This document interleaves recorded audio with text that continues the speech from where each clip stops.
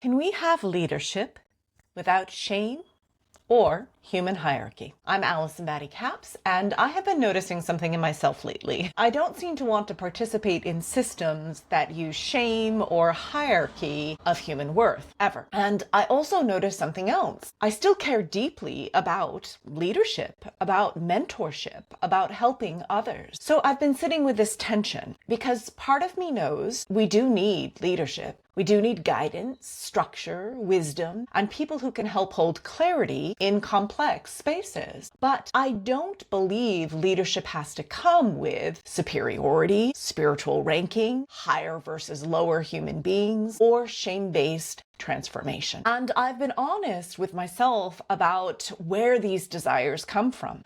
A lot of it comes from a wound, a deep sensitivity to being misread, judged, categorized, or placed in systems that said, you are less than, you are more than, you are wrong, you are right, you are acceptable, you are not acceptable, you are worthy, you are not worthy. And I want to say something really important here. Wounds are not something we need to shame. Wounds often make us incredibly compassionate, or they have the capacity to do that. They can make us attuned to harm, power dynamics, and subtle forms of emotional violence that others might miss. That sensitivity is part of what allows me to do the work that I do. And also, wounds can sometimes create overcorrections, like needing to reject all structure in order to feel safe, or needing to flatten all differences in order to avoid hierarchy. My wound is incredibly wise, and my wound does not hold the entire truth. What I'm trying to practice in my work is leadership without hierarchy of worth, guidance without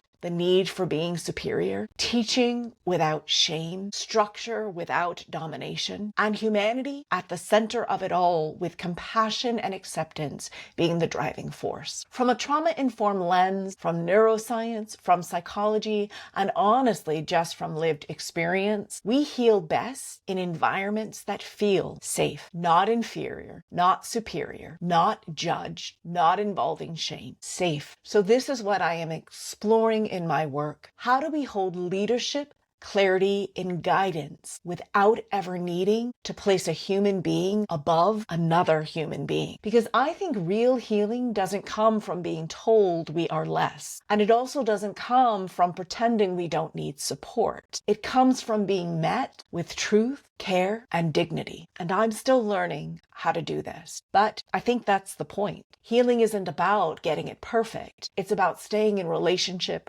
with what's real and taking accountability. This is my personal reflection, and it is not a universal truth. What are the wisdoms of your wounds? And if you want to go deeper, I invite you to read my book, The Divine Within, Healing Ourselves to Heal the World. Subscribe, comment, or go to my website, blossomingheartwellness.com, to learn more about my work, how to work with me, my online courses, or to learn more about my upcoming book, Self-Love. Sending you deep love and appreciation, no matter who you are, no matter where you are on your journey of healing